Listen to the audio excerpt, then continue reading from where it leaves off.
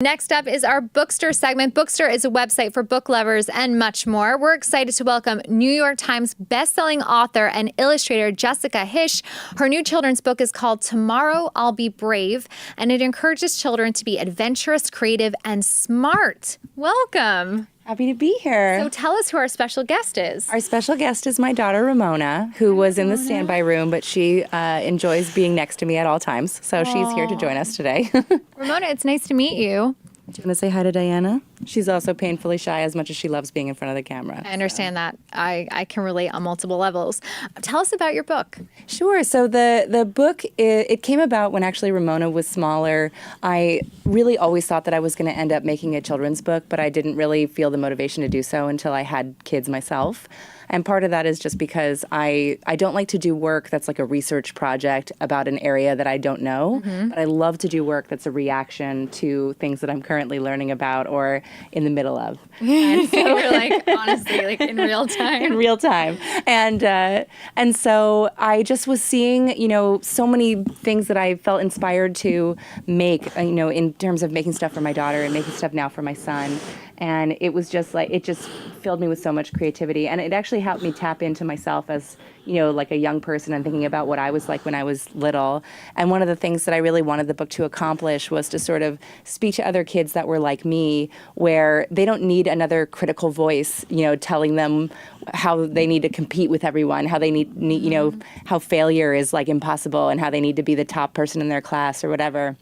I wanted to make something that was about, encouraging people to achieve great things, but also teaching them that actually like just trying, especially if you know that you're not going to achieve the top award, is actually the best, the most amazing thing to do. That's really good parenting advice, because we are really competitive in the school system with like the testing and then even in gym class and who runs the fastest and whatever. And every kid is different and has their own unique talent. So you're definitely highlighting that. Yeah, I think like my biggest concern for my kids, and I just feel like for everyone on earth, is that as soon as learning becomes a chore instead of becoming fun, like I don't know what your life is going to be like after that. And like I think a lot of kids learn, that learning is actually like a mandatory thing instead of a fun thing. And I just really want to highlight how like growing and trying new things and experimenting is something that like enriches your life and isn't just about leveling up. What was the moment that you thought this book needs to be done? And it's also your first picture book, but when did you say like, I need to write this book because I see that there's a hole in the book market for kids like this? Well, we were really, we were reading tons of books at bedtime. Like bedtime is really the time. Hi. Hi. Bedtime is really the time where working parents get to spend quality time with their kids. And I felt like even when she was really little, we'd be reading board books about shapes and letters and things, and she just wanted so much more. Like she wanted to talk about, crazy topics. She every night will like make me tell her stories, and sometimes they're like, tell me a story about Ramona breaks her arm, and then we have to walk through like what happens when you get a second opinion from a doctor and like things like that. Oh my God, that's awesome though. Which is really fun. Yeah. I mean, it's super interesting, but it made me feel like, there's so much more sort of high-level stuff that you can put into children's books, especially when it comes to teaching them about emotional intelligence and a lot of things like that, that I think, not everybody thinks kids are capable of, but I really feel like the earlier that you can introduce some of this stuff, the better. Right. Yeah, I read a meme that I'm going to butcher, but the quote resembled what I'm going to say, and it was something along the lines like, stop worrying about if your kid in the class and start wondering how they treat the kid that's sitting alone. Oh, that's totally true. I've heard that quote before. I also feel like, let's lean away from the microphone for a second. I think that I've seen the Mr. Rogers documentary. I don't know if you've seen it. I haven't, not yet. It's like so beautiful.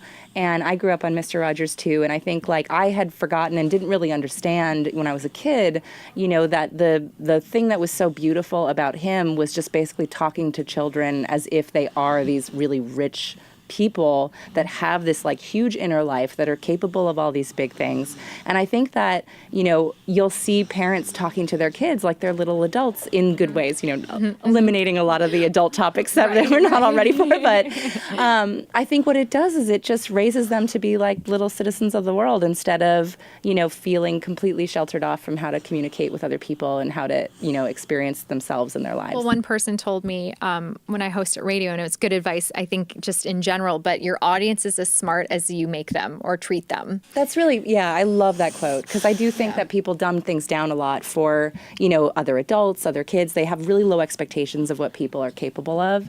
And I think actually, like, if you have high expectations for people, they will try to live to them. Like they'll do their best to get to them.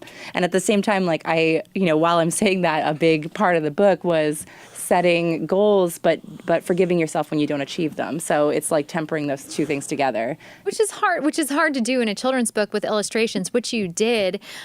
Why did you, you're into lettering and calligraphy. It's just beautiful. And did you do all of this? It's just so pretty. Yeah. I wrote, illustrated. I went to school for graphic design and ended up doing a lot of freelance illustration afterwards and really thought I was going to end up being an illustrator.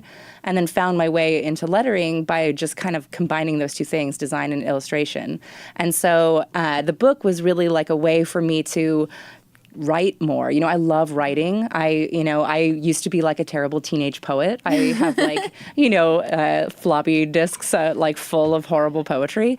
I'm sure looking back, it shows you where you were at in that stage of life. To think of like if I could rewrite those poems 20 years later, but I feel like I'm getting the chance, as a national published level. Just a little thing.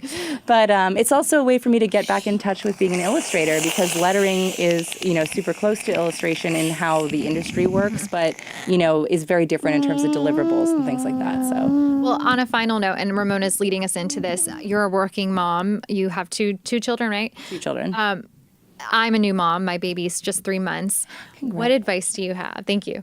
I think the main thing is you have to live life on kind of like a day-to-day basis or, month to month.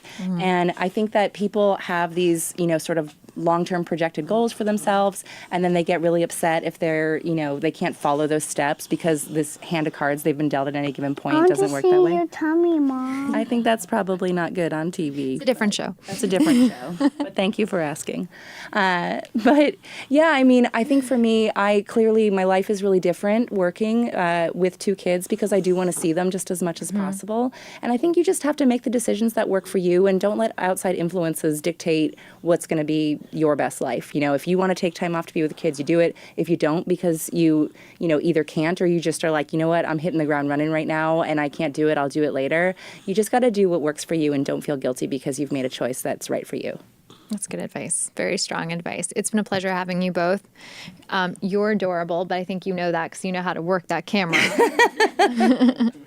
And right now you're being brave because it takes a lot of courage to come on a set and be around all these people. That is true. Do you think that you're brave?